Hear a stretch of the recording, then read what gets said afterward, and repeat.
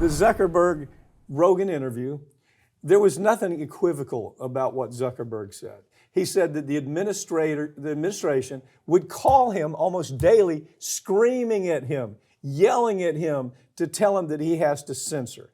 And he tells a story really of that's where it really started to turn with him. I mean, that's where he says, I can't be part of this. And, the truth is, he then says, well, we're going to do away with censorship. We're not going to do it anymore. We're going to do away with fact checking. With censor. Well, fact checking. I call it censorship. We just use different terms. It maybe is the same thing. I want to call it censorship. You call it fact checking. Okay, so in the fact checking, he says that we've gone too far. And I mean, that's his argument. And the argument's been out there for a long time. You've got algorithms that affect the flow of whether it's conservative, liberal. You have pinheads that are supposed to be making decision of whether something's misinformation.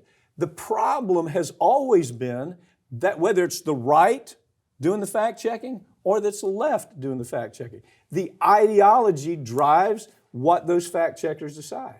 And I mean, it's clearly there. I mean, I call them, to me, the answer is to let the comment warriors, the netizens, the people who spend all friggin' day because they don't have a life. The crazy people in front of a computer making comments. Let them find this stuff and let the process work out. What do you think? I think that is a poor system because on the community note system, I can do a video talking about how cutting taxes for the wealthy does not benefit the working class at all. Mm-hmm. A conservative can come on there, add a community note that cannot be removed, and say, trickle-down economics is the best thing that ever happened for the middle class in America. And now suddenly that statement lives at the bottom of my video for every single person who sees it. It's not true, but that's what the community note system allows. Mm-hmm. But with the Rogan interview, I think what's really funny about it is Zuckerberg makes those claims, like you said, he's like, they would call us screaming. And then Rogan actually pressed him. He's like, oh, they called you. He's like, well, no, I didn't actually talk to them. I had heard that they talked to some people who worked for me. He's like, well, who from the administration? Well, I don't know who from the administration actually did it. Did you get the phone calls recorded? No, I don't think we recorded anything. If Zuckerberg were on the stand and you're grilling him, those were his answers, you would turn to the jury and be like, are you really going to take this guy at his face value when he has no evidence to back it up? Well, can't name a single person. Right. Look, I'm not saying it didn't happen. It occurred. Because look, this was about COVID misinformation. Yeah. And it also, Zuckerberg conveniently ignored when the Trump administration had them remove COVID misinformation in 2020, which was a good thing. Yeah. And they did it. So there's a lot of things that Zuckerberg couldn't answer, and a lot of it has to do with what are his motives right now. Oh, come on. We know what that's. We've done two stories on it. He wants Daddy Trump to save him. The last 2 weeks, Zuckerberg has gone down to Mar-a-Lago. He has kissed the ring. He's admitted to basically begging Donald Trump to interfere with the European Union so that they stop their antitrust case against him. He wants the federal government to stop their antitrust case against him, which comes up in April. Mm-hmm. So he's got a lot at stake here, and he's going all in on the Trump folks. $1 million for, the inauguration. Look, I don't really care. I don't really care what his motive is. Yeah. I'm glad he's doing it. I'm pleased to death this is occurring, regardless of what his motive is. Look, you only got a couple of concerns. 230, okay, you got that out there still. If we could ever do away with that, we would then be able to say, well, the market should take care of itself. Because if you're going to put something out there, and there's several different classes. One is you've put something out there that's literally hurt the American public, either through something like trafficking or whatever it may be. You ought to be able to deal with that without 230. They ought to be able to hire enough people to make sure they control that. It's just staffing. That's all it is. The other thing is I really do believe the system will take care of itself.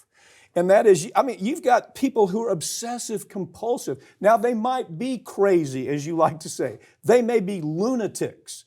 But there may be a DSM-6 next year that talks about this obsessive compulsive problem with people who sit in front of the computer and have to be heard. But I think that does at least answer the fact checking. It may be wrong facts, but there are other ideas coming out there. That's what I'm trying to say.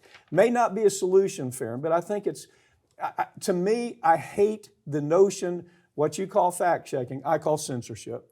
I hate it so badly. I think it's so dangerous that I'm willing to say I'd rather bet on the nutcases that are in front of their computer all day saying I want to comment. I think the people getting news from, DailyEagle.stormer that says Hillary Clinton is trafficking children, I think that's more dangerous than having a fact checker say, wait a minute, you're a moron if you believe this. So, and that's the kind of misinformation that does flow on Facebook. Yeah. I mean, and look, we've seen some hilarious things happen since they got rid of the fact checkers. There was a meme going around. One of them said, Mark Zuckerberg successfully the first person to ever receive a rat penis transplant.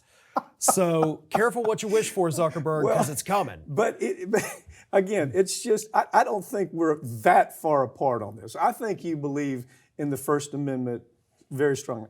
I just am extreme on it. I always think that people ought to be able to say what they need to say.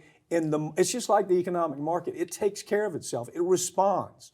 And even though you may be a bunch of nutcases who are sitting at home with nothing to do making comments, something's responding to what's on there. Well, here's the thing, though, about the First Amendment argument with this is that those posts of misinformation, whether it's an article, something somebody just posts, you can still see them. All it said was this information was checked by the fact checkers and determined to be false. So nobody was being silenced. Nobody was being censored. It's still available. All it has is a little note saying, hey, this is a lie. But I don't see the problem with that. We got to count on the fact checker, don't we? Yeah, the Associated Press, the Agence France Press, USA Today was involved. So we got a lot of actual reputable organizations. Well, again, how do you get the ideology out of it? You can't. I'm telling you, you cannot get, if you have Fox fact checkers, you can't change that ideology. Let it all converge, and then let the reader make their way through it. That's the way I see it. I mean, it's far more extreme than what you're talking about. I get what you're saying. I understand it. We've seen it happen somewhat successfully. I still think the ideology problem is something insurmountable in my way of looking at it. So God bless the what do they call them?